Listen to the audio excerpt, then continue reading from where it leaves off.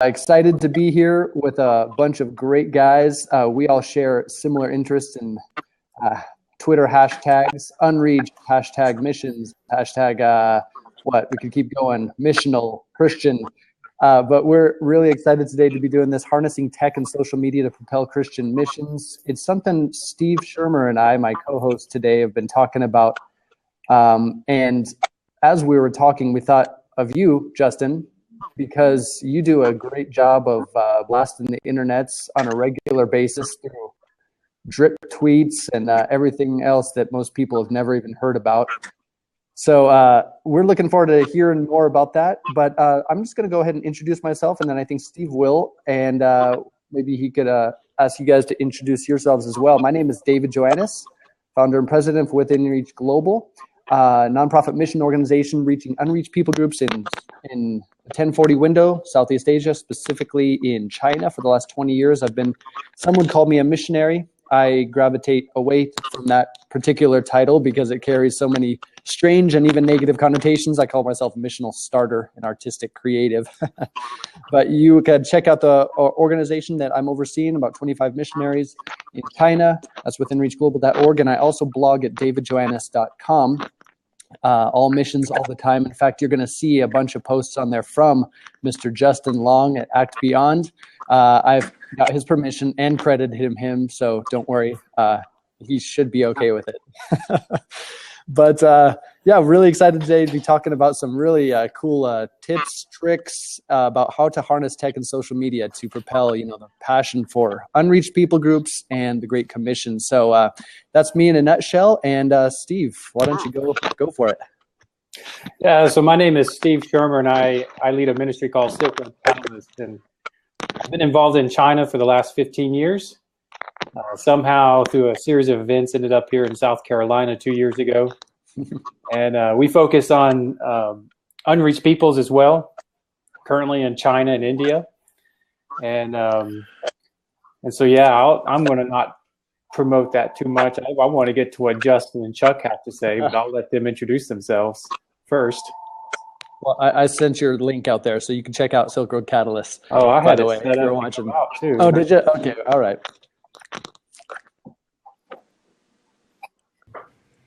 So, Justin, tell us a little bit about yourself, buddy. Justin, I'll go.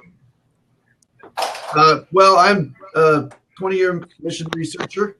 I presently serve with an agency called Act Beyond. Beyond. We're formerly Mission to Unreached Peoples.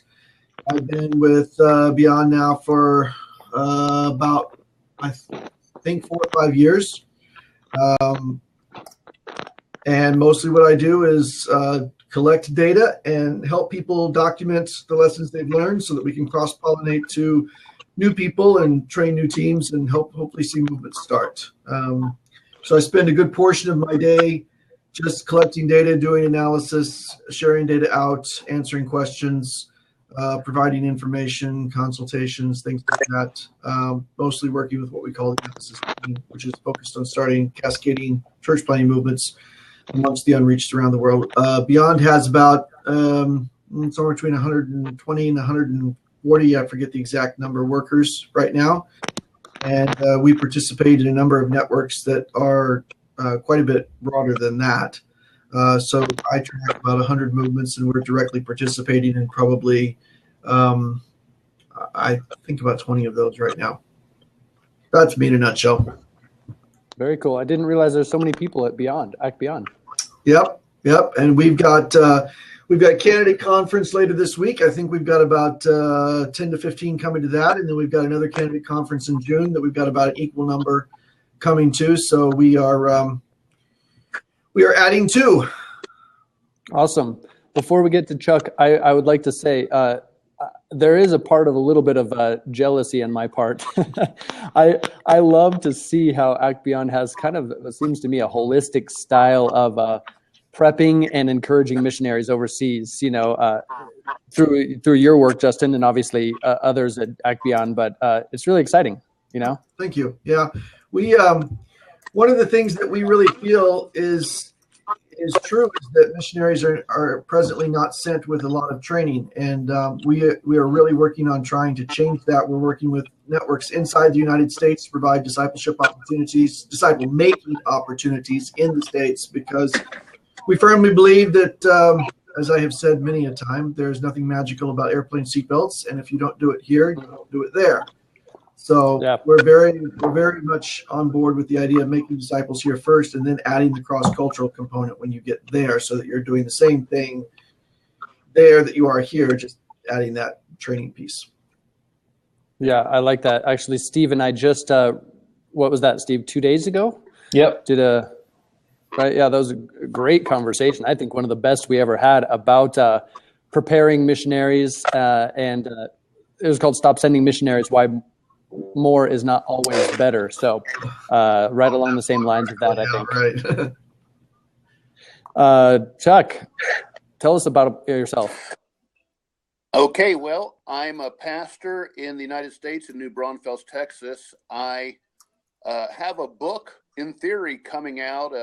It's at the website secretsignalsbook.com. And originally, I was writing that to address some SEO, search engine optimization issues for church websites, and also how social markers online determine how people look at websites.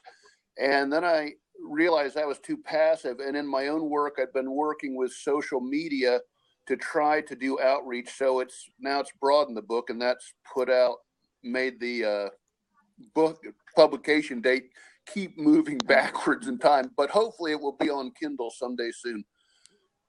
In my own work, I serve a traditional church. Our background is German, in a German community, New Braunfels, Texas.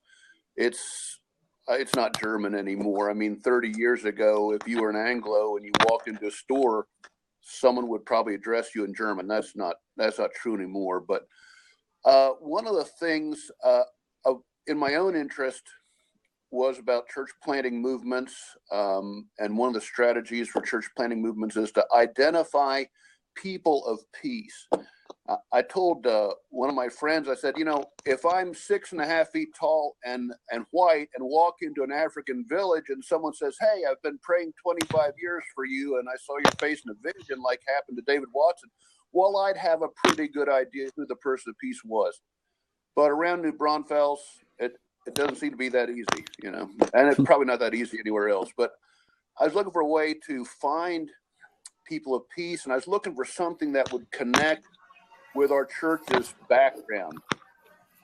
And in Luke 10, people go to houses and bring blessing. And there's an old German Protestant tradition of the house blessing. I thought, well, let's just offer that to people. And my idea was, well, there's all these direct mail programs for churches. Why not? They're all, hey, come see me, come visit, blah, blah, blah. But I thought, well, why don't we can use that to go out to people. But I thought, well, I'll test it first. So I was testing it on Facebook. And if you want to look at it, I mean, it's not proprietary, really. It's but New Braunfels House Blessing on Facebook. And it would get to the point where I would just run Facebook ads and get some encouraging results. And as a pastor, I could spend all my time talking with church members, visiting hospitals, but how do I get out in the community, especially when my time is so limited? And that became a great way to get out in the community. And now that we've done direct mail, Facebook is still the best way to reach people. It's getting to a point now where I've got enough likes. I'm getting enough people seeing our offer in buy, sell, and trade groups locally that in theory I may not have to pay for any advertising down the road. I had to install the Facebook Pages app on my phone because I saw I got a message just out of the blue from somebody. I hadn't been doing any promotions. I think it was just random. I don't know. But I have to install a Facebook app so I can get back to people quickly now that I'm starting to get messages. One of the messages yesterday was, how much does it cost? Well, everything we promote, obviously it's free. And the next question was, does this remove bad spirits? I'm going, I would never have thought I'd get that in New Braunfels, Texas, but you never know. So I said, most definitely. So I'm looking forward to some follow-up there. So that's been my experience, just slugging it out, trying to find people to talk to, trying to find a way to reach people. And then once we get into the home, doing a service of prayer and then trying to follow up. Right now, I don't have a lot of time to follow up. I leave people with a little brochure about how they can start their own discovery Bible study. I don't call it that, but so anyway, very cool. That's where we are. I'm still in the slugging it out process. As you talk, I like the word slugging it out. Justin keeps highlighting it here on the sidebar. But I think we're all kind of in a similar boat. Just slugging it out might be a good term of how we're trying to simply harness all these incredible tools and make an impact. So I hear from your perspective, kind of two different themes going on here. One is ministry to people through social media. Another one, I think Steve's would be, probably Justin's as well, blasting the Christian community with information about mission or missions, and using and harnessing social media to teach and educate people and therefore inspire them for the Great Commission. So, before we continue going here, I was expecting Steve to say amen, but instead he gave me props, which is the same difference. By the way, if you're better, you like props better? All right. Well, it's not hearts like Periscope, so I feel a little better about it. When Steve would give me hearts on Periscope, I felt, well, that's sweet and all, but I like the props set up better here on Blab. If you're watching from your browser, by the way, I would click. You might be on davidjoannes.com. There's a number of people on there right now. It's embedded on my sidebar. So if you're watching, head on over to blab.im, and you can log in with Twitter. By the way, if you're here and you don't realize yet, you can push that little chat bar. You can chat with us at any time, or the slash, and you could put /Q followed by a space, and then your question. It'll pop up on the left-hand side, and we'll bring that to the foreground.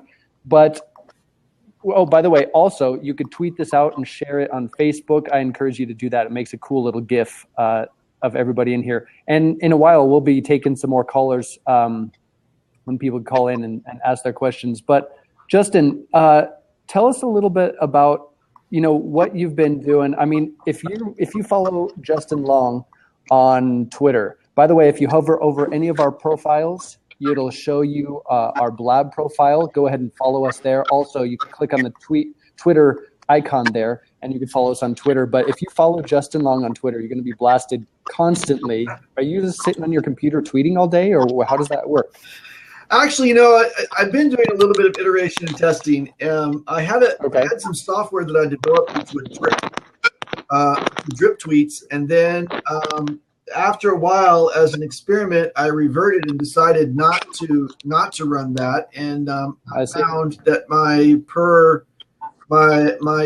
number of tweets went down a bit, but the per tweet exposure actually went up a bit. So I found the drip wasn't iteration and testing. The drip isn't always as useful as you might think. In terms of how I tweet, I've got a Twitter app on my phone. I've got a Twitter app on my iPad. I've got it on the computer. My job description at Beyond includes a fair amount of, it includes social media in the job description. So I usually keep the Twitter window open during work hours, and I typically have it on my phone at night. In fact, part of the issue is getting off Twitter at times. Present with anyway. But I normally just keep those open. I have several lists that I keep on Twitter, and I follow people that are on those lists in particular. And if people ask questions, or if people say something that needs to be responded to, then I normally respond. I respond pretty quickly. I just keep a device with. Now if you're watching this, either the live broadcast right now or you're going to watch the replay, and you're passionate about missions, you're a missionary, you're a missions pastor, somehow interested in the Great Commission, and you're going, Twitter, do I really have to do that? I already hate Facebook. Let me remind you, this whole conversation has started because of Twitter. I had never met Justin Long in my life. We share a similar interest in hashtags, missions unreached. I get in touch with him in Dallas. We do our first blab. Then I meet Steve. I've never actually met Steve in person as well. And yet we're co-hosting these live video broadcasts via blab because of our shared interest and passion connected by Twitter. So I would encourage you to get on Twitter, start following people who can help propel your similar vision and passion, if it be orphans, if it be anti-trafficking, unreached people groups, right? Justin, am I right in that assessment? In my experience, it's interesting. There's a lot more agencies. There's a lot more people who work in restricted access countries. There are a lot more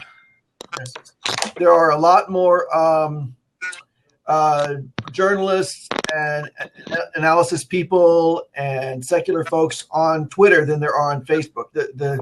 You have to kind of look at your audience on both.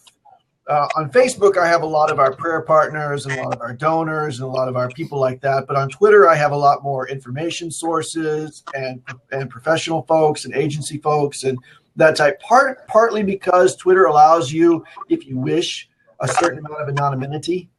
And so people who work in restricted access areas gravitate more toward Twitter than they do toward Facebook. Yeah, that's a good point. And partly for the brevity, and partly just because this is the community that draws a lot of people. So I maintain presence on both, but I use Facebook more for personal purposes, and I use Twitter more for professional purposes. I like that. Some people have a problem with the brevity. 140 characters. How in the world are you supposed to share your heart with your vision partners with that, right? Some people share a little too much heart, I think. Twitter is actually right now, even now, looking at removing the limits. What they're going to do is they'll show 140 characters in the timeline, but you'll have up to 10,000 in an individual tweet. I'm not sure how I feel about that, but there you go. Okay, say that one more time. I missed it. Twitter is right now I like that. removing the limit for the 140 character limit. An individual tweet will allow up to 10,000 characters, but it will be a read more kind of thing. In the timeline, it will show you the first 140 characters. Very cool. Okay, that could be a great way for people to join. But of course, they've got a bunch of different things in place right now. If we're talking about harnessing tech and social media, we're not only talking about Twitter on this, but if you got a heart for Christian missions, we're talking about Periscope. Are you a missionary across culture somewhere? You don't have to show your face. You can just show what you're looking at. Be on Periscope. Show your vision partners back home what you're experiencing on a day-to-day basis. Brings kind of some sort of a real-life personality to your ministry. I think a lot of times missionaries, cross-cultural workers have a problem articulating their heart, articulating their passion. Then they come home. They want to talk about the orphans they're reaching, the unreached people groups, the girls they're saving out of the sex trade. And yet people can't connect with them because there's no personality involved. Periscope, Blab, all these different tech options. Another great way to do that. Yeah, I don't use Periscope that much simply because of the bandwidth requirements. Okay. So, I've got limited. I actually have a fairly limited connection in terms of data here in the United States. I do most everything when I'm in a Wi-Fi zone, but so I haven't done a ton with Periscope. But yeah. Charles says, is Twitter restricted anywhere like Facebook is? Yes, for sure. In China, for example, you have to have a VPN to get on Twitter. So there are those options. But if you're a cross-cultural worker or missionary, you got to have a VPN installed on your phone or computer anyway. I mean, that comes with the territory, I think. By the way, just to pause everyone, hey, Chuck, would you mind? I'm going to close you out here and then highlight some questions, and keep watching. Stay on with us, and if you want to call back in, just let us know. But I think there's a couple other people that might want to call in with questions as well. Is that okay? I think he. Looks like he cut out there. Well, There it goes. I just want to make it available there for other people. By the way, if you've got a question or a thought or something along the similar lines, maybe you're passionate about missions, you're a missionary, a cross-cultural worker, whatever you call yourself, and you're like, how in the world do I actually reach my vision partners? How do I go about fundraising? I'm part of this harnessing tech and social media, let's be honest, is called fundraising, or as I would call it, searching for vision partners. If you're along those lines, call in. I think between Steve, myself, and Justin, we might be able to help propel you in the direction of social media or tech that would obviously help. Well, I'm curious if John Rowe has that. I would assume that's how you pronounce his last name. Because I see him a lot on Twitter and Facebook. Yeah, I don't know if he's willing to pop in for a few minutes or not.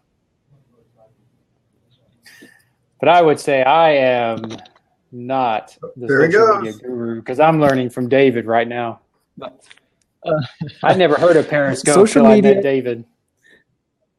Okay, well, and let alone Blab. You know, I accepted it, but it looks like he's having problems with his browser. If you're on, oh, there you go. There's Boston. There's John. Yes, Boston here I Rowe. am. Sorry, I'm trying to figure out. I'm still kind of new to the Blab as well. Just like Justin was saying earlier, it's not my area of expertise. So trying to figure out how to sign in real quick was quite a challenge. Well, I can hear that as you call it, the Blab, like we used to call the Facebook. Well, there you go. Shows how naive I am about it. So John's another guy I just met on probably Twitter, I think, recently.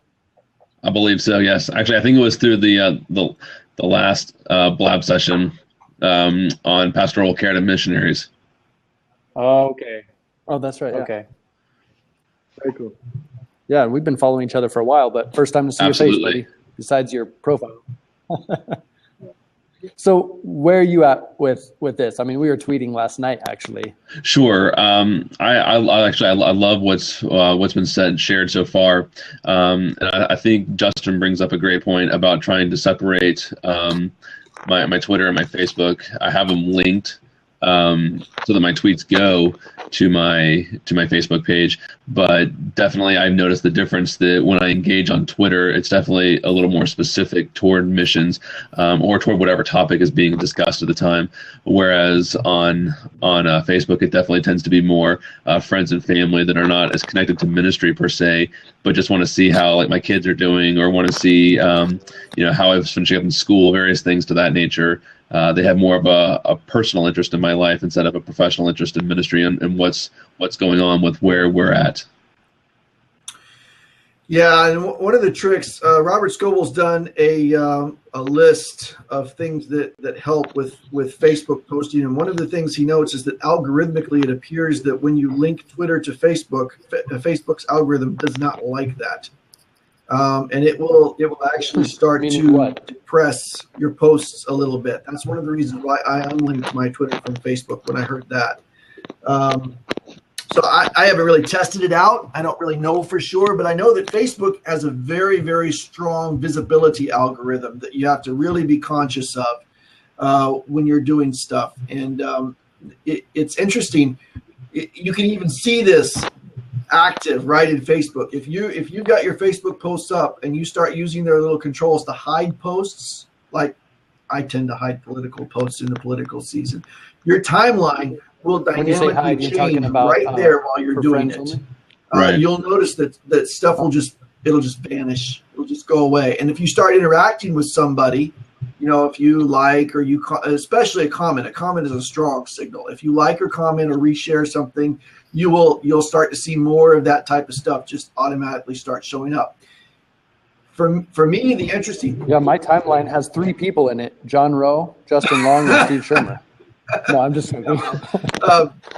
The interesting thing to think about is that is true for other people as well. So we have to, in Facebook, you really have to think about in terms of if you're not showing up in people's feed and people aren't interacting with you, that will continue to happen. And so how you interact with people and how they interact with you is very important. It means that commenting on people's posts, interacting with them, adding value to them is critical, because when they respond to you, it actually, I don't want this to come across as selfish, but the algorithm with Facebook is so important. If you're not visible, if people don't interact with you, you will continue to not be visible. So you can just post and no one will ever see anything that you say in Facebook. So you have to think in terms of the things that you post are very important in terms of both generating interaction, so that future things will be visible as well. I think we're all there. When you have something to share and it's awesome, it's a new blog you wrote, whatever it is, like, why is nobody checking this out? By the way, did you guys find this? I mean, I'm just here in the States right now. I live in Thailand, and our ministry is focused in China for the last 20 years. This is the longest period I've been back in America, for 4 months, okay, in the last 20 years, just for sabbatical/rest. I find that when I post a picture of my family, okay, everybody loves it. I'm talking tens of thousands. No, I'm just joking. A few hundred people will like it and comment. But then I go and post something related to missions or the passion for our ministry. These are still a passion for me and my family, but very little interaction. You got thoughts along those lines? Yeah, I'd be curious to hear Justin's perspective on this too, because I've noticed, similar to what you're saying, David, that like I'll put a picture of like, you know, my dog taking up the whole bed when I'm trying to get into it at night, and I'll wake up the next morning and have 40 likes on it, and then I'll put something up there about the importance of, you know, like global missions in a certain perspective, you know, something that's significant, you know, eternally significant, and I'll get one comment, you know, the whole time. So that's always the trick. I know. I guess I need to start figuring out how to embed dog pictures with my my missions posts, so that way I can, you know, beef up the likes on it. That's key. That's key right there. Little kids and puppies and kitties alongside. Maybe your dog should start sharing the gospel with people, and then That'd be a good point. Well, I think part of that is I've experienced the exact same thing, and part of it is the audience on Facebook versus Twitter. I get a lot more interaction on missions-related stuff on Twitter than I do on Facebook.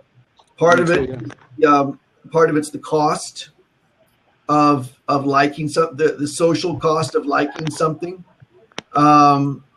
Social media slacktivism you're talking about? What's that? Social media slacktivism? I shared something, therefore I've done my job today. Very low social cost is saying, oh, that dog is cute. There's possibly a higher social cost to saying something about liking the ends of, liking mission to the ends of the earth. Another challenge that you run into with Facebook is very simply that early interaction drives later visibility. So if you have a post and it gets a lot of interaction early on, a lot of likes, a lot of comments, a lot of whatever, what Facebook is doing is it's showing your post to a small random sample of the people who are your friends. If that small random sample interacts positively with the post, then it will show that same post to a larger percentage of your friends. Okay. And it continues to go like that. So if the early stages of your post does not generate any activity, it's just going to be dead because it's not going to be visible to a lot of people. So your dog post got, oh, it's cute early on, and then it just kind of continued to get shown to other people, and they got shown to their friends and what have you, and it just went more viral. Your mission post might not actually have been visible to all that many people because it didn't get early traction. Well, another thing to point out about that is time zones are key. I mean, there's different apps. There's a couple different apps out there that Justin and I have talked about in the past. Buffer app, I think it's buffer.com. Now, it used to be bufferapp.com. Now it's buffer.com. Then you got, help me out, Justin. Hootsuite's another one where you can schedule. Yeah, just get basically anything that you can schedule out. And basically it takes the times that most interaction happens along your timeline. Let's say, for example, I'm in Thailand and I post in the middle of the day, missions is awesome, some blog post that I think is really life-changing. I'm sleeping. Well, yeah, you're sleeping. So you're not going to be looking at that. So I have to be very careful about when I send stuff out. Maybe that's the case too sometimes when it comes to sharing missions-related information. Yeah. Meet Edgar is another one that will do that. And I wrote a drip app for that exact purpose.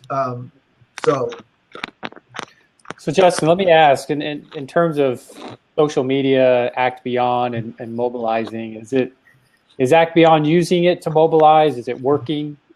Is it an effective form of mobilization? Well, we have two.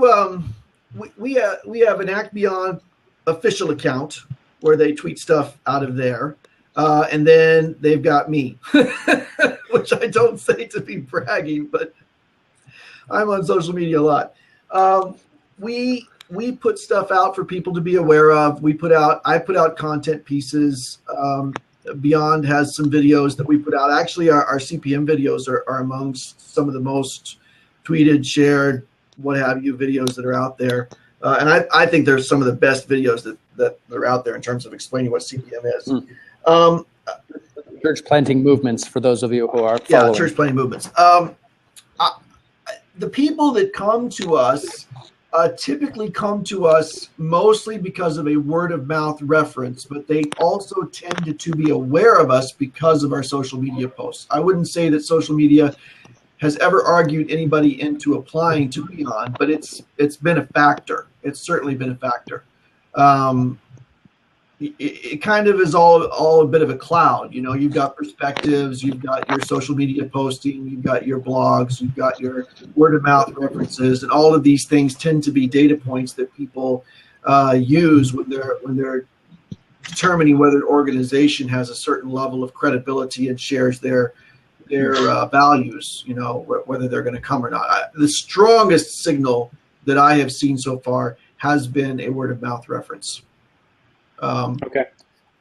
To back up a little, I like that question, Steve, too, because it's funny we're talking about, too, if you're interested in missions. And again, I keep referring back to that because I kind of want to separate this particular blab from all the others, which are social media, tech, etc. This specific one is highlighting those who have a passion or interest in fulfilling the Great Commission in the Christian realm, and specifically are interested in unreached people groups and seeing those people turn to zero rather than the 6,600 unreached people groups. But one of the keys here too, I see so many times missionaries, cross-cultural workers, they come home, they say, the pastor, the churches, they don't care about what we're doing. The pastor and the church back home are going, what in the world are they doing? And so there's this disconnect. I like Justin, if you go to justinlong.org, you're going to see a constant flow. 2-3 times a week, Justin, blogs? I try to post every day. Every day. Wow. Okay. So you're on a different sphere. You're on a different spectrum as the rest of the universe here. But the point is getting, yeah, John, but the point is getting information out there regularly. I try to post a blog at least once a week, if not twice a week. And we have seen missionaries in Ireland, Philippines, and America through those blog posts get interested, fill out the application process again, and then they're living in China right now because of a blog post I wrote years ago. So that is one of the powers of harnessing social media to propel Christian missions. Constant flow of communication. Yeah.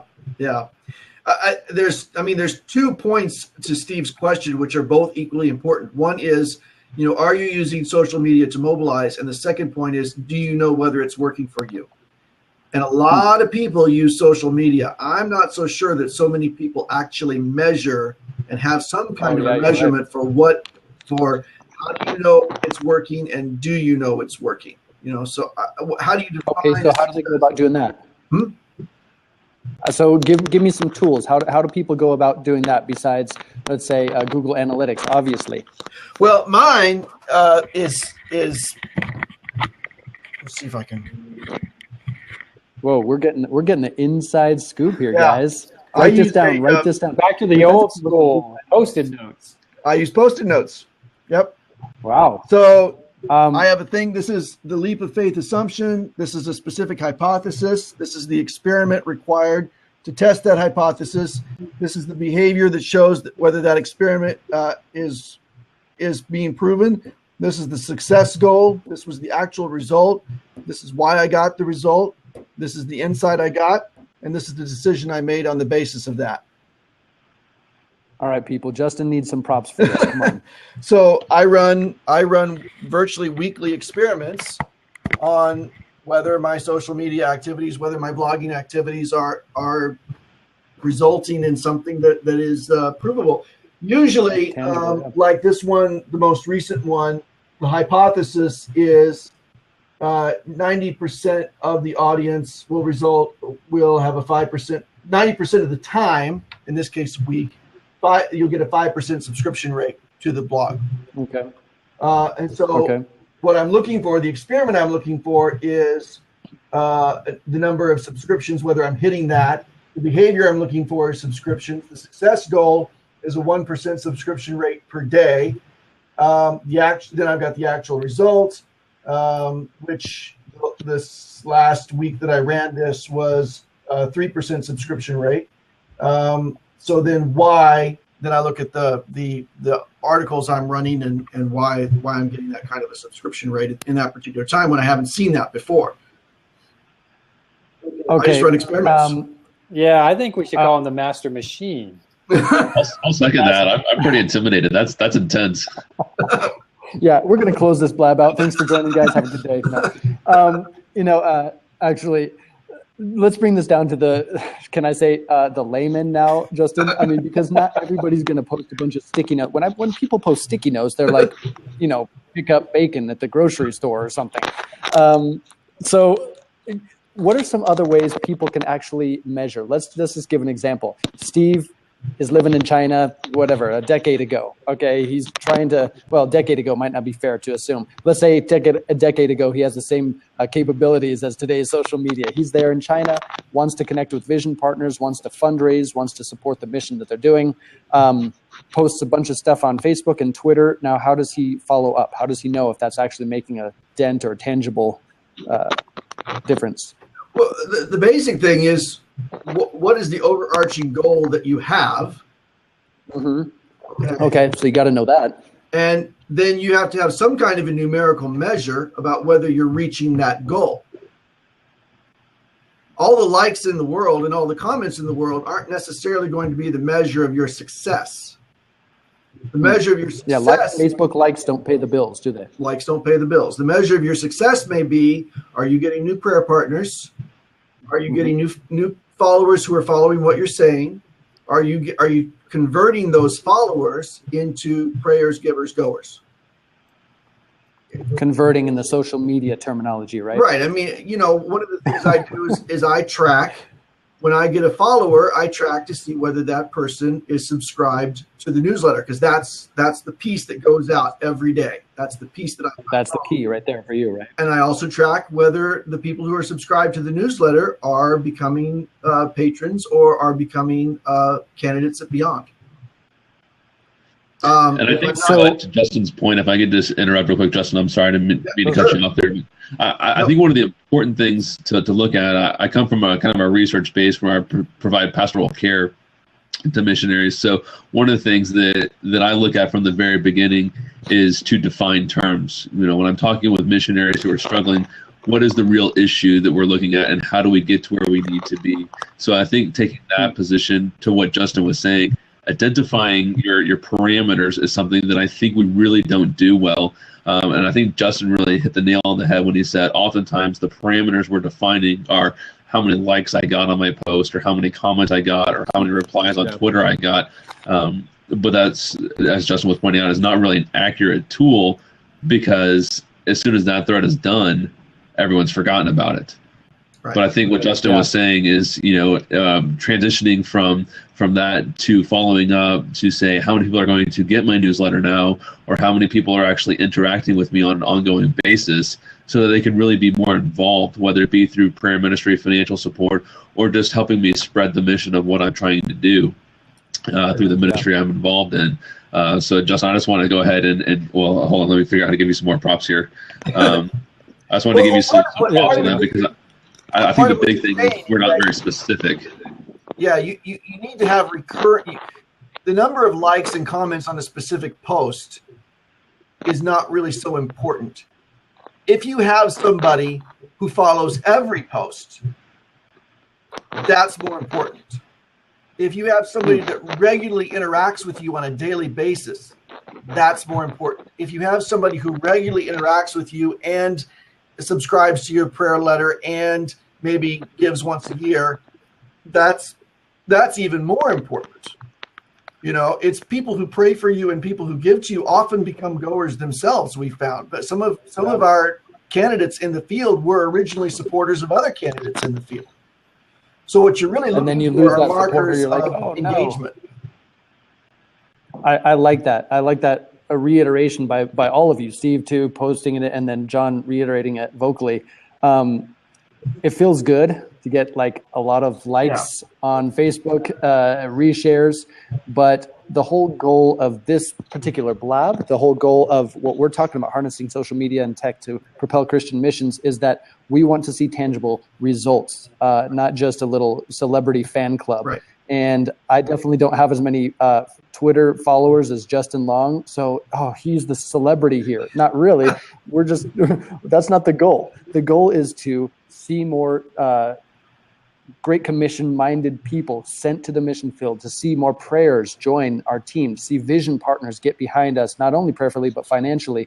And that's when you see results in the kingdom being broadcast to least reached peoples of the planet. By the way, just getting back to that, all of us, I think, is safe to assume, we're talking about social media, we're talking about tech, but the whole goal behind this is because we are all passionate about the unreached people groups, the 1040 window, people with little to no access to the gospel. And so therefore, we've got to use these tools in front of us. And Steve was right earlier saying, or maybe it was John, we're not actively using them to the greatest potential. We're just posting links to our blogs or posts of our dogs, and they trend a little bit and then fizzle out.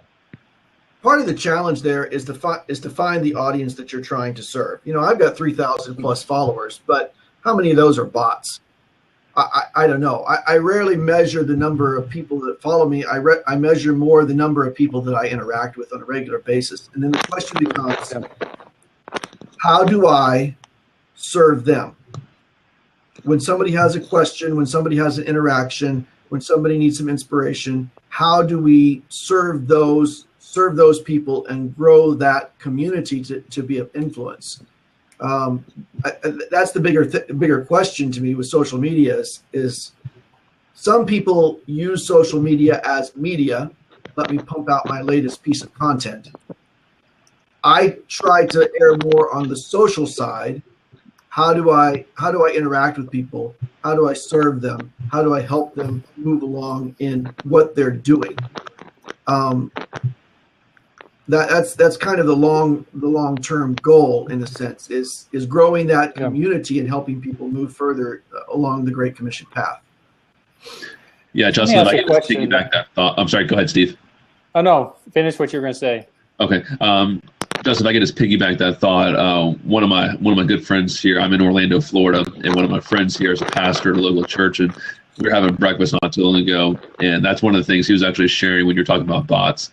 That with his Twitter feed, he had gone from about a little over 1,000 to about 10,000, and that was in a very short period of time that happened. And he was real excited because he's really focused on men's ministry and trying to get husbands to be the men of God they're supposed to be. And so he really felt like, in the beginning, was very excited, like, oh gosh, it's getting out there and people are starting to resonate with my message and the ministry that I'm focused on. And then began to get very puffed up about it, very excited and encouraged, and realized how quickly he went from seeking first the kingdom of God to seeking the kingdom of self, and how prideful he was in that. And then realized, like you were saying, how a lot of those followers weren't actually even real. So measuring that is not really an important factor in the overall arching premise of eternal perspective on what needs to be accomplished. So like you were saying, and the kind of the runaround way I'm getting there is that focusing on God's kingdom, seeking his kingdom first in Christ's glory, is where our paramount concern needs to be. And then when we start moving away from that, then we get distracted from the ultimate cause of why we're here. Yeah. Okay, so I'm gonna change the subtopic a minute. And I want to ask Justin if social media is an effective means for evangelism and discipleship in missions. Because I know there's, I don't know if there's a lot of people or what. I mean, I know some people who use it and say that's the way they do missions. But what are your thoughts on it? I have yet to see anybody who uses Twitter really effectively in terms of evangelism or discipleship. I'm not sure that's the right platform for that. I have run into many people who have been able to successfully use Facebook to find seekers and engage with them and talk with them, particularly in unreached areas of the world, because Facebook is just so more prominent. There's been a lot of use of Facebook and chat and email and stuff as follow-up to seekers who are responding to broadcasts and things like that. In our experience, in the movements that we work with, perhaps the most effective tool in terms of general follow-up is cell phones, SMS messaging. We've had a lot of usefulness for that. Not so much, we personally, not so much Facebook or Twitter, but I know people in other networks that do. You know, there's other people. John Edmiston is one on Twitter. I think the Vision Synergy crowd does this a bit, that knows more about using mobile for evangelism, internet evangelism. There's an app, there's a guy that does that. They used to do Soon Magazine for WEC. There's other people that are involved in that that are much more knowledgeable about that area than I am. You had mentioned your area of expertise seems a little different, right? Sorry, go ahead, Steve. No, he mentioned that it's been a good tool to find seekers. Facebook. I've known several people that use Facebook that way. What they do is they run ads that are targeted toward particular places, like even, you know, Pakistan, Iran, Iraq, some places in Asia. They run these Facebook ads that are actually targeted towards specific languages and specific places. I think Chuck actually has done this type of thing, and then they get responses that they follow up with. Are they in the U.S.? Hey, by the way, sorry, David. I'm just asking. No, I was just going to say, keep going here. I was just going to say, if Chuck wants to call in, feel free. Are the people running the ads, are they based in a place like the U.S., England, or are they act beyond missionaries who are in restricted access countries? I don't think we have any beyonders that are doing this, but the people I've talked to have been. Chuck, have you done this? Have you done Facebook ads into particular places and done follow up with people? Is that something you've done? All mine is local in the United States. Bob Prouty with Crew in Australia is someone I'm planning to talk with about their use of it. And he was trying to connect me with someone else, but I forget their name, and maybe I shouldn't even, I don't remember their name, but good call. Personally, I've used ads for local because we just go in the local area. But even now, more than just the ads, I'm also using affinity groups. There's social networking, business networking, there's online yard sales, all sorts of stuff locally that will let you post. And they're usually restricted to either mom and pop type businesses or just local entities, local businesses, not the big franchises. And so they let me post about free house blessing, all the time. And so those local affinity groups, I would think if one of the things I've been trying to do is just interest churches. If they have a ministry that's reaching out to people anyway, like a grief share or something like that, I bet they could just spend some time in some of these groups. They'd really find a lot of folks, but I don't have any experience with targeting other countries. It's all local, but who knows? The guys I know that done this. A lot of training. They use Google Hangouts for discipleship more than anything else. Yeah, I've talked to people who have done this, but off the top of my head, my brain is not recalling. I just posted a couple of things on Facebook, and Twitter, see if I get any nibbles. I don't know if anybody's online that's doing it right now, but there is a network that does follow up for like Jesus Film and Sat7 broadcasts and things like that. And I'm pretty sure they've used instant messaging, they've used chat, they've used email, they've used SMS, and I'm pretty sure they've used Facebook as well for that. So by the way, just to break in here as well, talking about harnessing tech and social media, within the last minute, Justin Long has been tweeting, not tweeting out from Blab, but sending actual tweets. So I would just like to pause and reset and say this. Look, this whole Blab and the whole point of this conversation is that we want to see the Great Commission fulfilled, the return of Christ. Every ethnic or ethno-linguistic tribe have access to the gospel at least once, bring the gospel to unreached people groups, and therefore we want to harness tech and social media to propel Christian missions. That's the specific point of this particular Blab. We've talked about Facebook, talked about Twitter. Pinterest is for girls, everyone knows. No, I'm just joking. I have a Pinterest. But there's a million other ones out there. You got Pinterest, LinkedIn. I think depending on your anonymity within your country, if you're a missionary, what else should people be on, and what social profiles should they have? What do you guys think? Well, we haven't even gotten into things like WeChat and WhatsApp and the enormous social media stuff that is in Asia that completely a different language that I don't understand at all. We have for example, I'll show you right here. As well. Yeah, this is my daily feed here. Oops. Yeah, so I mean that world is completely outside my world. But it's huge. I mean, there's tens of millions of people on some of them. You know, WeChat is enormous. So it just depends on where you are locally. Yeah.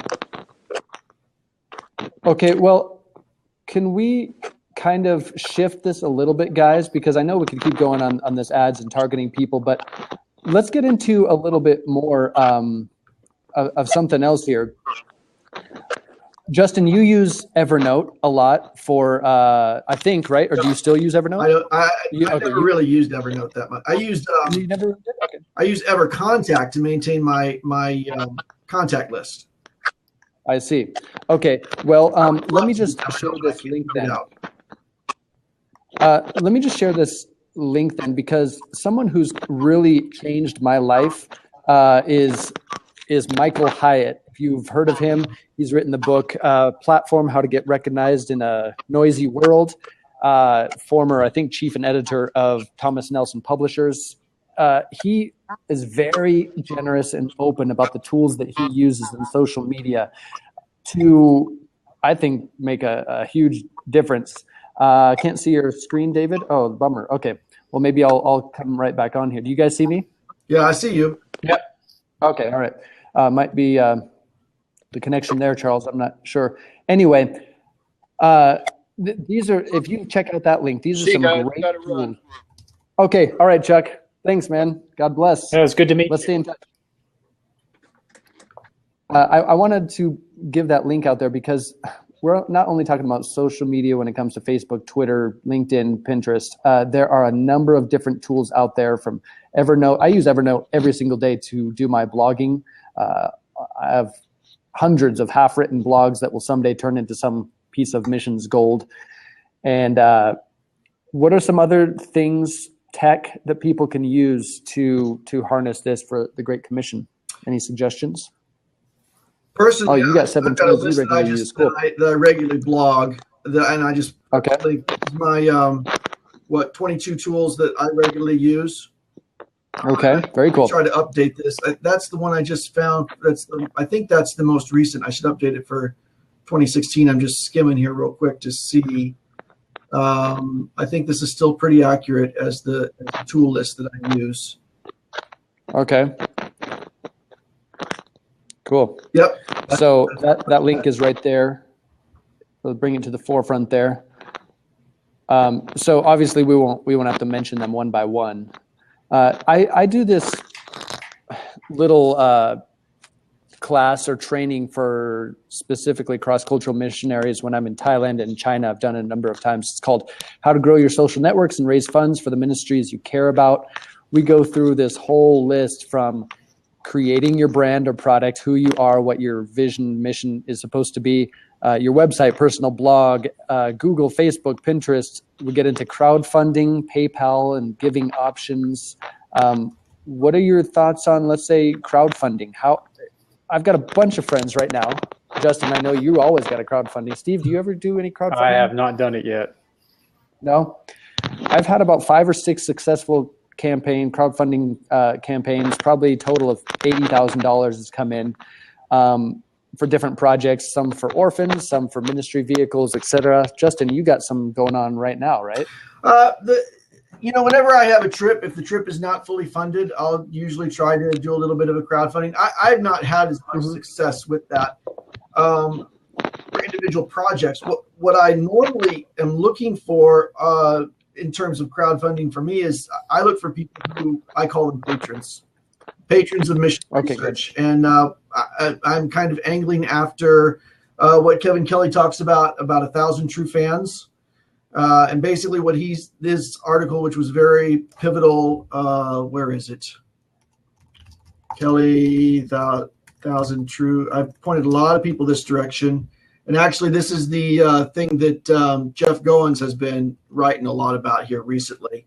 Another person everyone needs to follow. Yeah. Okay. Yeah. Wait, I'm talking about building a tribe, basically. Yeah. So what he says is that an artist really doesn't need to have millions of followers. What you need is 1,000 people who will buy in the terms of an artist, but for me, give like $100 a year. If you had 1,000 people who would do that, you've got a business. You've got a survivable business in terms of an artist.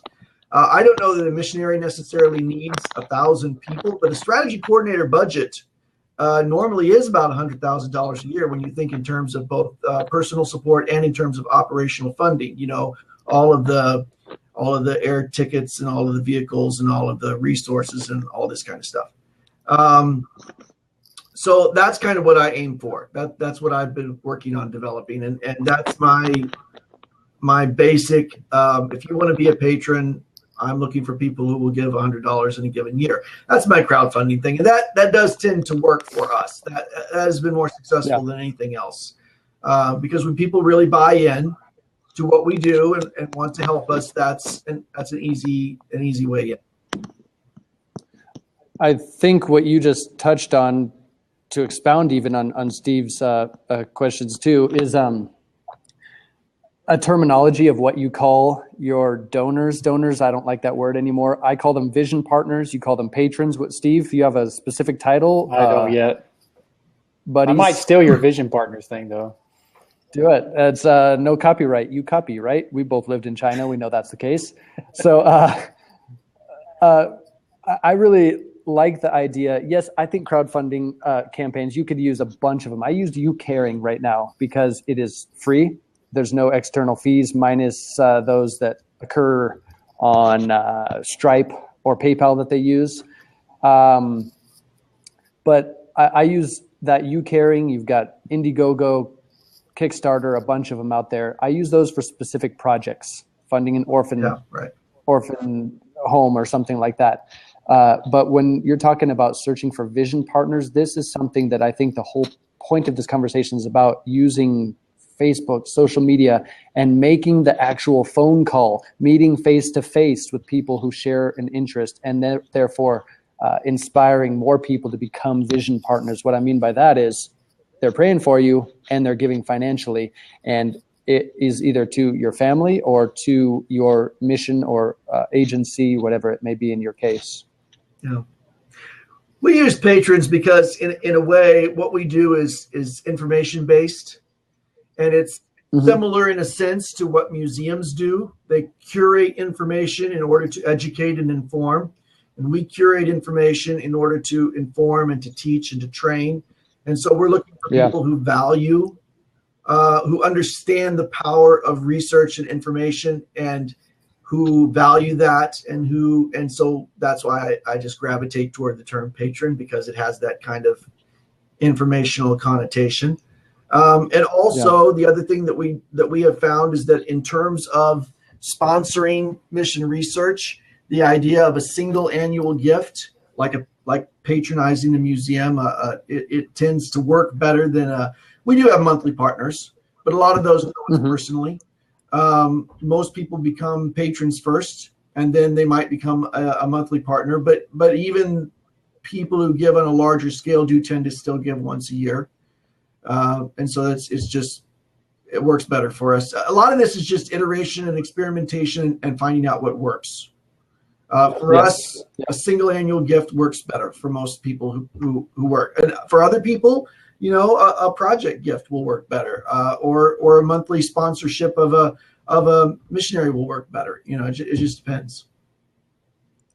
So I'm writing a question right now. What are some connect with vision partners? I have a couple ideas right now that we use regularly at Within Reach Global. Let me share these first, and then get to them, and then got another question. Thoughts on the book "Let the Nations Be Glad" by John Piper. We'll get to that in a second. But what are some tools you use to connect with vision partners? One of the incredible things I've been inspired to do through one of our vision partners, monthly donor, is to do a 15-minute monthly update. We have about 200 monthly donors at Within Reach Global. Okay, and I use uberconference.com. I have really, really liked that. You guys heard of it? Nope. Okay. Basically, I get the paid version of it. It's $10 a month. I can import all my contacts, in this case, vision partners, into that system. And then I schedule once a month at the end of the month, a monthly vision partners update. So 15 minutes, the system, Uber Conference, actually calls 150, 200 numbers. Up to 100 people can join at the same time, no more than 100, but that's okay. Some people won't answer their phones, or some people think it's, you have to blast Facebook and a specific smaller closed group, perhaps in Facebook, with your vision partners. Phone rings, they pick up, I'm in Thailand, 15-minute update, and it's done. It has been really, really awesome. I can manage my whole screen. I see who's who. I can mute everyone. I can record the session. Once I record the session, I have a little intro and outro I've created, upload it onto SoundCloud, and that is our specific Vision Partners update. 15 minutes a month. People can handle that, even if they say they're busy. They could do 15 minutes, and they don't have to be there the whole time. They could just catch the replay. I've really liked that idea. That is, yep. I've actually listened to one of them, and it is really good. Huh. Yeah. Fascinating. And Steve isn't even a vision partner. I don't even know how he got that link. That would be useful for. I would love to. Yeah, exactly. I love to share that specific vision partner update with you guys right now, but it is for vision partners. I wish you could hear it, but uberconference.com, we're using it with BAM business mission conferences around the world, says Charles Ballin. Charles Ballin. Now, what I do is I use Tiny Letter. Okay. It's a small thing that's owned by MailChimp. And I started doing this because a friend of mine, several years ago, we were doing terrible at fundraising, just really awful. And consistently, we were at 40 to 50% support, like really, really, really bad. And I was talking with a friend of mine who was always really doing quite well. I mean, he was just really good. And I said, what do you do that I don't? Because I'm terrible at doing the face-to-face thing. I'm actually one of the most introverted people you will ever meet in the world. I mean, just back when my wife and I am. Back when my wife and I were dating, just the thought of asking a girl out, and I would be in the bathroom sick all night long. Not even actually asking, just the thought of maybe asking somebody, just awful. I'm terrible. So I was like, I'm terrible at the face-to-face thing. I said, what do you do that I don't, other than the face-to-face thing? And he said, well, one of the things that we do is that every Monday we send out a a report, an email every Monday. It's just two, and I've been on his list forever. They do every Monday religiously. You get this thing from them. It's like a couple of paragraphs long. And I said, well, I can do that. So I put everybody in tiny letter, and I started every Monday. I send out a short note from the longs every Monday religiously. Nice title. 2 paragraphs long. That has done wonders for our okay. And where does it go? People. It goes to email. It texts people. How does it work? Email. Okay, let's get back to text then, because I'm here in America. In my Asian context, nobody texts. No one texts. They use Line, they use WeChat, they use Facebook Messenger, all these free different things, so you don't have to text. If something lands in people's phones, though, they just don't use SMS. That's correct. That's correct. But it's on their secondary app. It could be on a computer, wherever it is. Right. So does Tiny Letter work dropping into people's text messages type thing?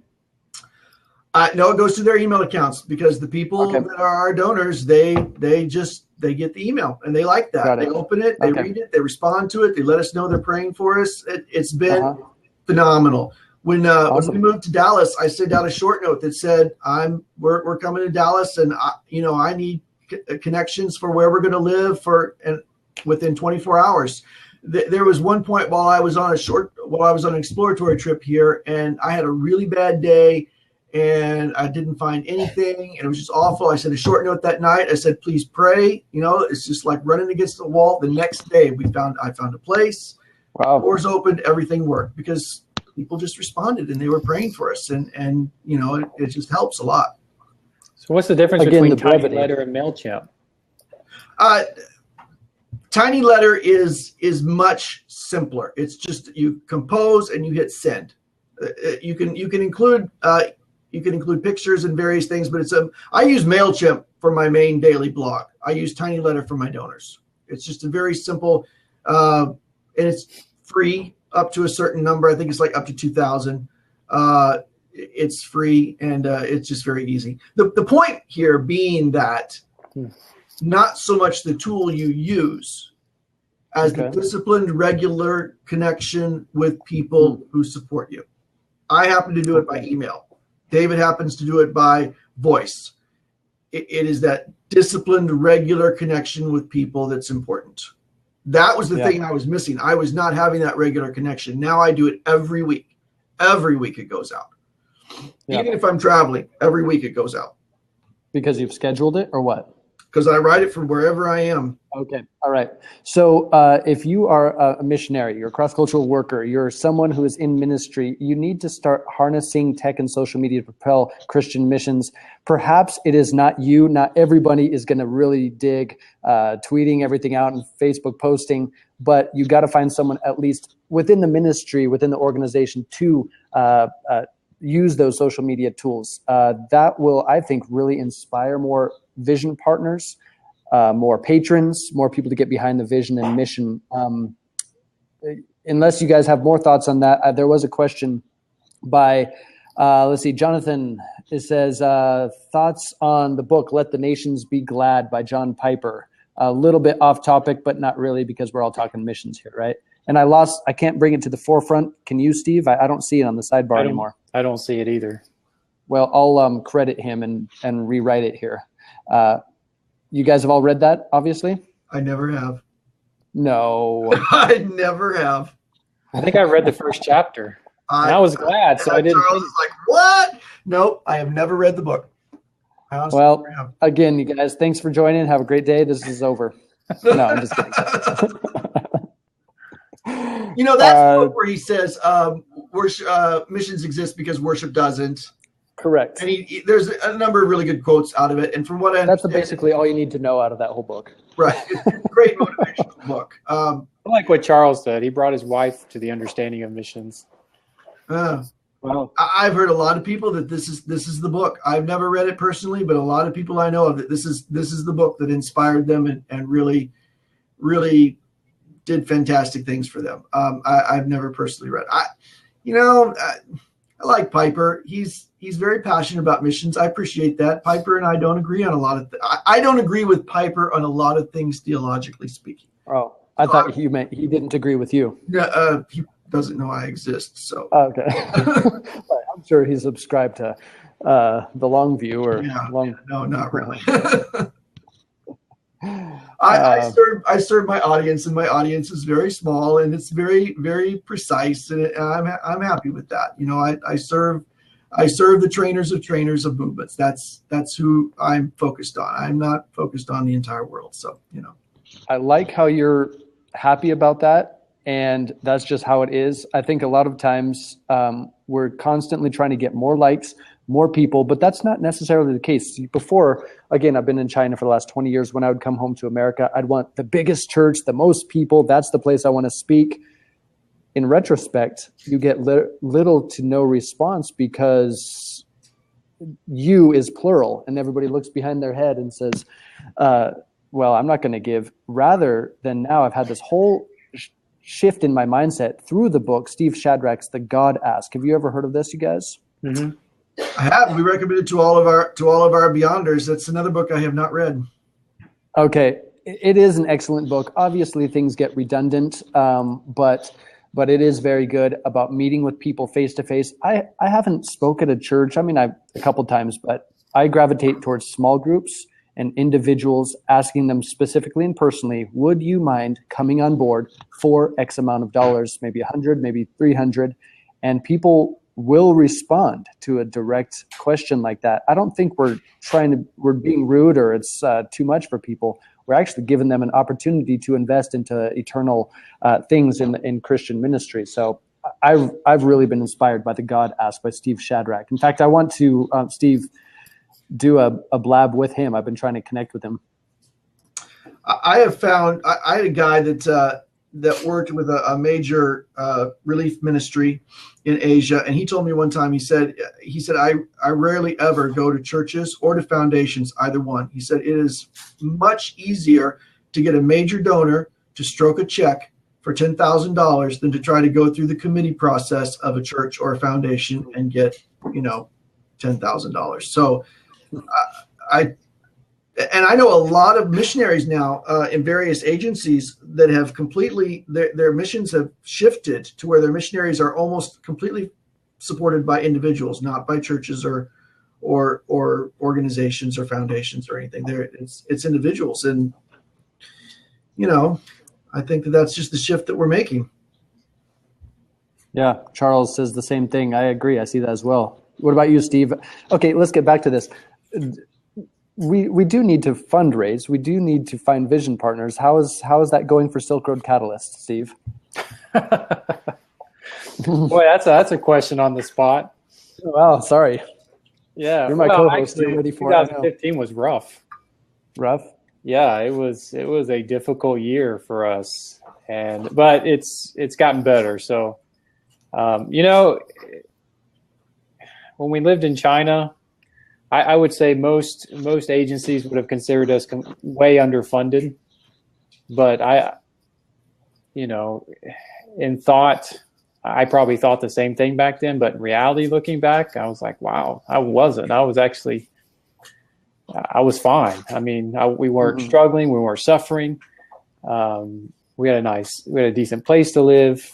We weren't underfunded. It's just all semantics, in my opinion, sometimes of what dollar amount is considered funded or not funded.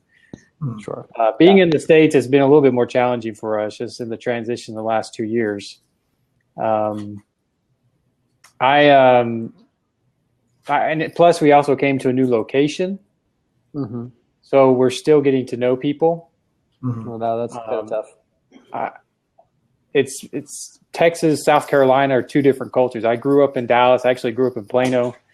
That's what Justin is right now. Where I'm sitting right now. That's weird. So, it's been a challenge. We're still learning. We've made some headway a little bit, but we're still learning here, based on the culture here and how the people think differently than they do in Texas. It's weird to say that because we're in the same country, but it's just not the same. I came from Virginia here, and it's been culture shock. It's been dealing with people here is like dealing with people in China.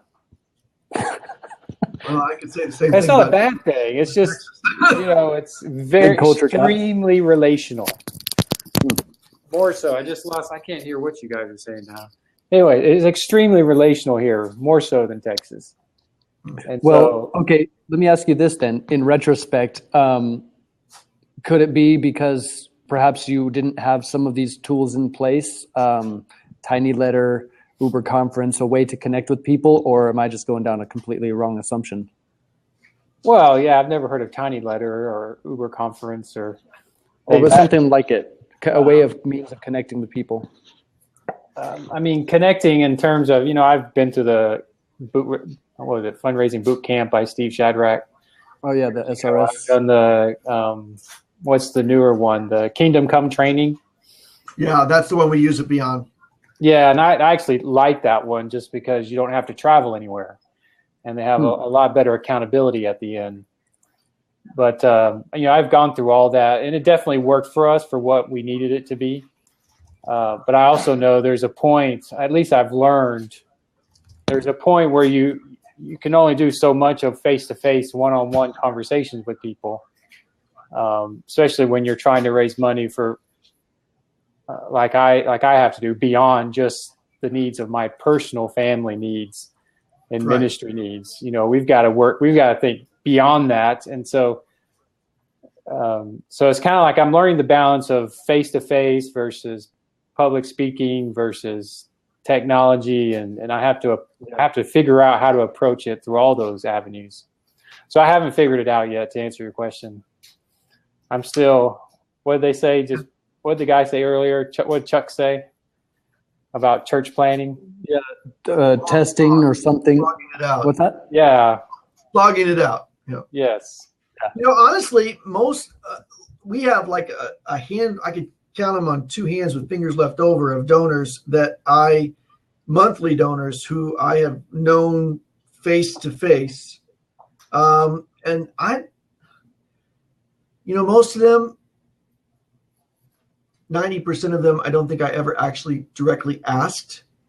They just knew us and wanted to support us. And for the patrons, I'm not sure that I've ever actually met in person, face to face.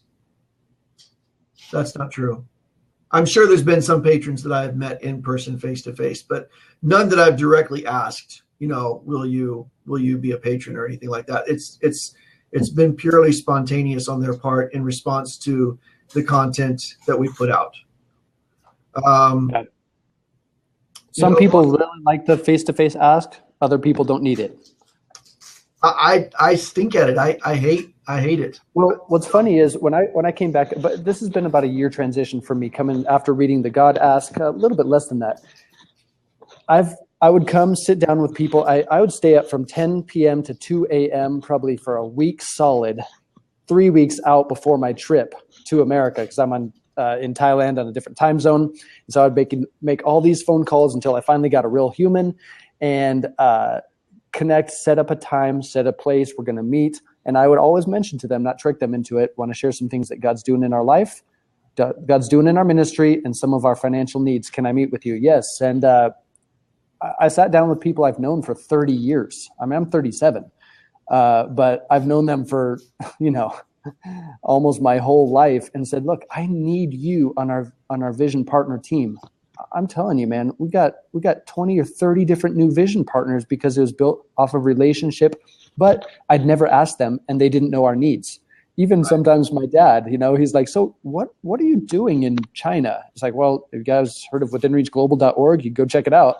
But don't be alarmed when people don't really know the details of what you're doing. You've got to meet face to face and have that personal interaction, connection. Obviously, these things help. Tiny Letter, Uber Conference, but that voice, I think for me, I really like the voice. I'm still talking into a computer, but everyone hears me and I'm connecting. So, Charles says, "What have y'all?" Oh, sorry, Justin, you got a similar thought. I was going to say, what have y'all found? Y'all, where are you? Oh yeah. Where have y'all found that? Are you a Texan, Charles? Found that doesn't work to get folks on board. Power Heel. That's a tough. Well, what doesn't work for me works for David. So I'm not All right. I'm not sure that part of what doesn't work for me, it's not that it wouldn't work for the donor. It just doesn't work for me. Yeah. So I'm not sure that, And I agree with what Justin's saying, because there really isn't. I mean, all the trainings I've been through have always said this is the way you've got to do it. Yeah. And I think we got to balance personality, and I mean, Justin, if you're being successful with finding patrons and you're not going to the one-on-one ask, and there's no reason you need to do it. And I kind of envy you on that, to be honest. But well, the reason it works for me is that they are getting something which they value, and they realize other people are getting it the same thing and valuing it. And so because they value it, they want to support it. Whereas in the traditional missionary thing, I have to sufficiently put into your mind the value of the gospel to the unreached person. You're not getting that value.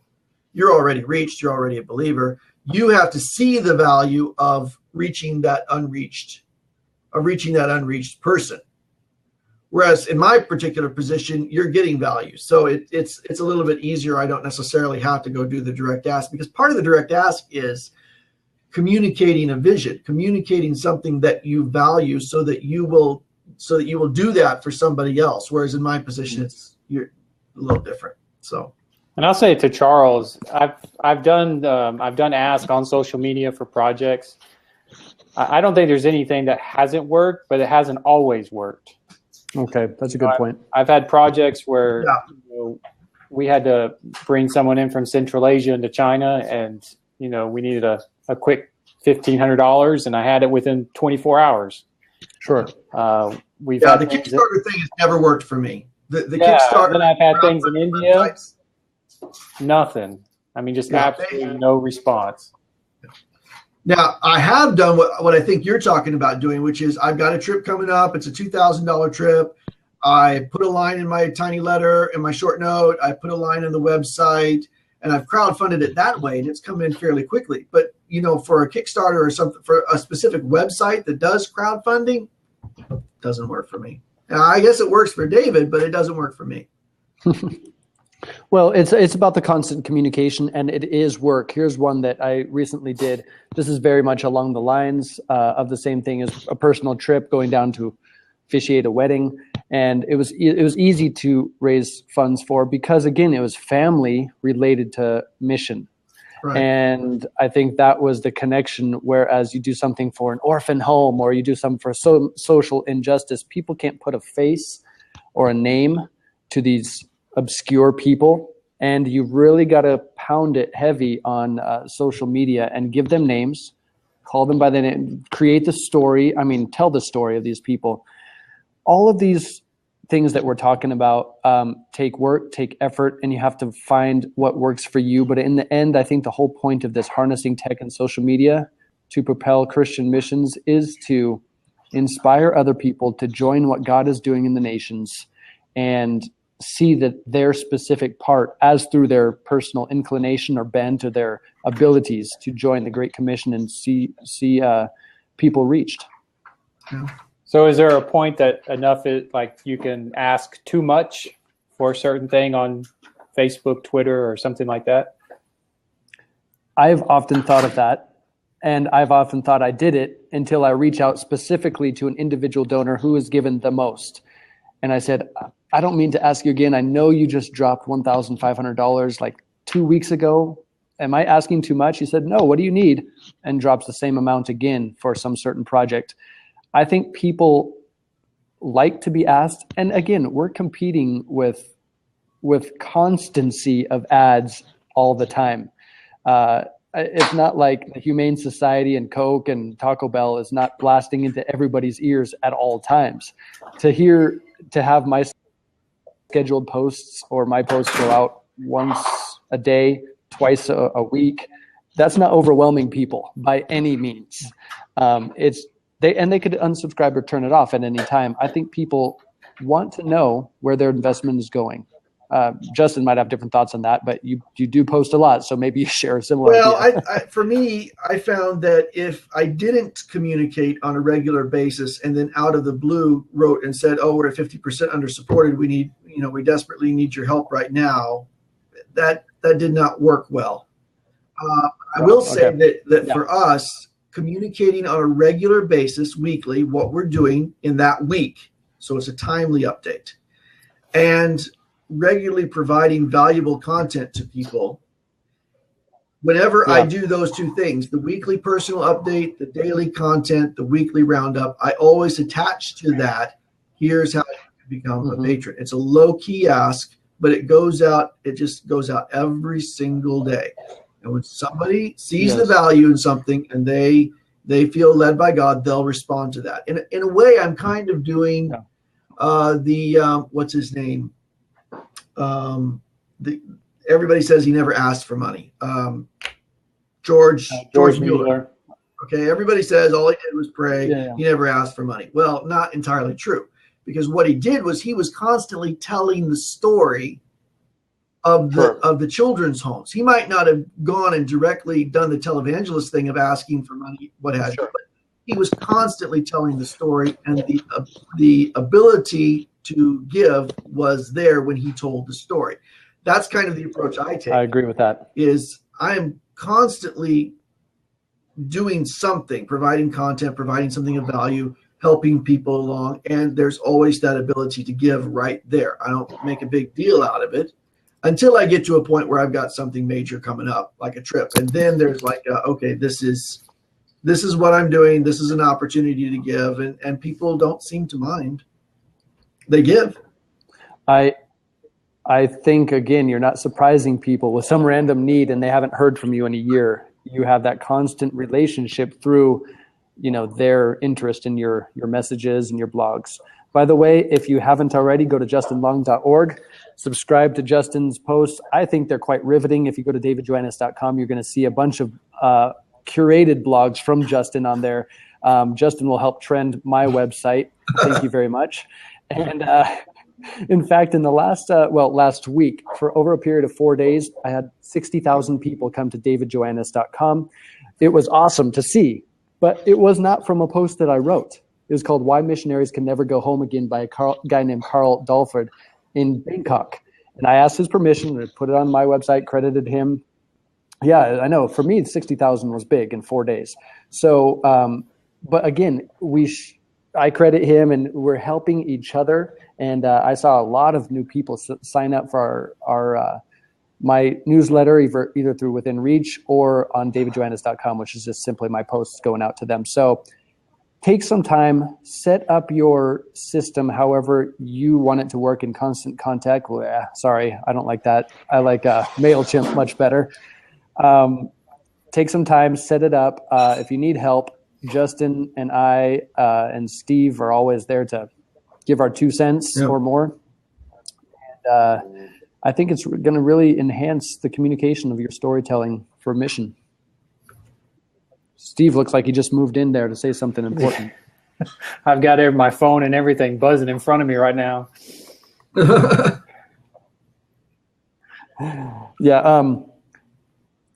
You guys, we could keep talking all day, but I think it's coming to a close here. And I know, parent, let's see, your name is Ryan Miller. Get in touch with one of us. I'm going to go ahead. You guys blast out your ways of contacting you on there. But by the way, follow us here on Blab. Steve and I regularly co-host these, I think, good conversations about missions, etc. Yeah, awesome. There's a way to get in touch with Justin. And Justin and I have talked on Blab. Follow us on Twitter. Go hover over our profiles there. Go to Twitter. That's where you're going to see Justin's blasts all the time. Really, really good stuff. It's inspired me. And get in touch. So, Rashad, you have an awesome name. Don't know how you did everything backwards like that, but really cool. So, you guys, I really appreciate, Justin, you coming on and giving some great ideas, practical tips. Yeah, Well, a lot of definitely. it's just So- whatever you're doing, find a tool, experiment with it. Don't commit to it. Just keep experimenting and iterating until you find what works for you. Yeah. But in order to find out what That's what works Steve for and I you, do you really as have to well. have a measure of success. That is important. Yeah. So Good point. Awesome. Charles, thanks for being on here. And John, somewhere still on here, I think. Anyway, thanks you guys for joining. Steve and I, oh, by the way, Steve, do we have a link to that upcoming blab we have next week? Oh, here it is. All right. This one is called Business as Mission, or BAM, a presence of missionary legitimacy, ? This is something we're getting ready to do next week. You might be interested in. Make sure you click on Blab, and Steve and I are going to be co-hosting. There's a number of people joining. I didn't know from Thailand. I'm not sure who else, but we'll try to get some BAM experts on there, Business as Mission, and that's coming in about 6 days from now, I think. 7 days, 23 minutes. Yeah, to be feel free exact. to share that. Oh no, 5 days, 7 hours. Yeah. you are a machine, my friend. He is. I just have to sit here and watch. Hey, no, well, check out the H over Steve's name. That's host right there. You got responsibility, buddy. Who was Carson's sidekick? Johnny Carson's sidekick?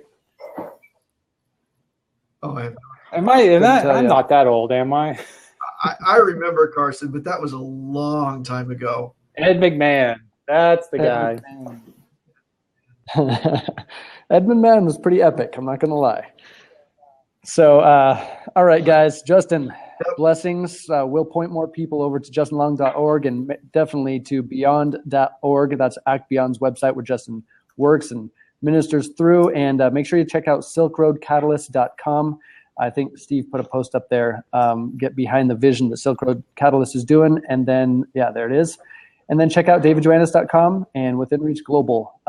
Pray that you'd be inspired by some of these practical and theoretical tips and tools that we talked about today, and it might enhance your storytelling and inspire more people to jump on board with the Great Commission and fulfilling Jesus' last commands before he left. So, all right, guys. Thank you, have a great Justin. day. Bye.